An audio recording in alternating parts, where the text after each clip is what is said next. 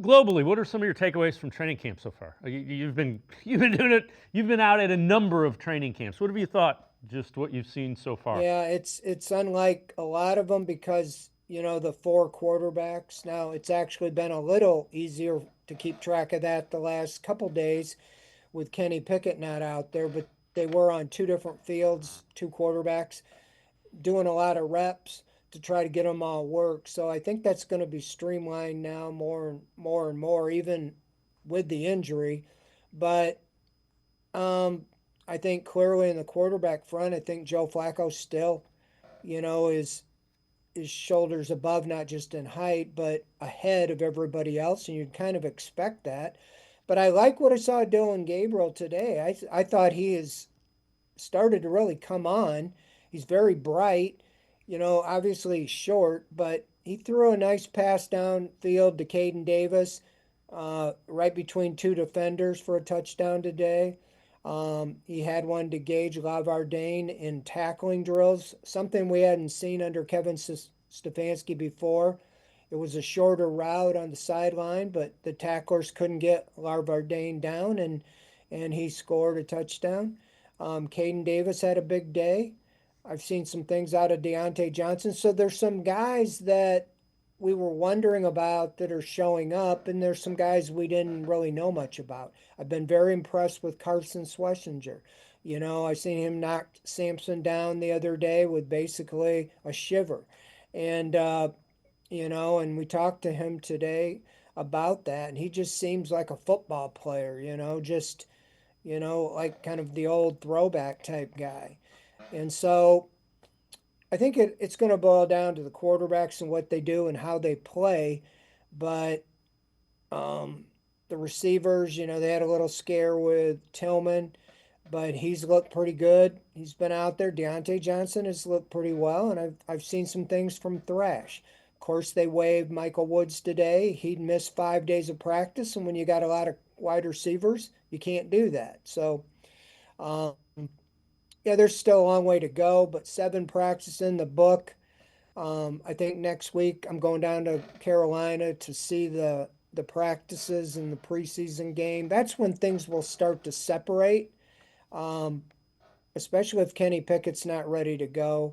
I think Flacco will. It'd be hard to get him ready to start if he's not practicing, even next week against the Panthers. So, relative to the two rookie quarterbacks, you've got part of this fan base that Shedeur Sanders can do no wrong, and then there's probably a smaller one where Shedeur Sanders can do no right. I guess what I'm saying is there anything that you've seen that would sway you either one way or another? It seems like if you're predisposed to like Shedeur Sanders, you still like him. If you were predisposed to like Dylan Gabriel, you still like him. What have you seen from the two rookies? Yeah, I mean, I've seen growth. They've thrown Gabriel in there getting first team reps, and like I said, I thought he had one of his best days today. I think there's a lot to like about him. I mean, I know the height, but he's been able to adapt it. We'll see, once they get going. Sanders, I can see some of the flaws in his game that they were talking about, um, but he's very accurate. It's just he's got to get rid of the ball a little quicker. He hasn't played with the first team. He's played with more of the second and third team. But today, for the first time in 11 on 11s, he was with the second and third team offense, but he was going up against Myles Garrett and the number one defense. And he completed 2 of 3, even though they were pretty much just real short checkdowns. I think he's learning to get rid of the ball, and that's something maybe he could get away with in college, but I don't know if you can in the NFL, is hanging on the ball.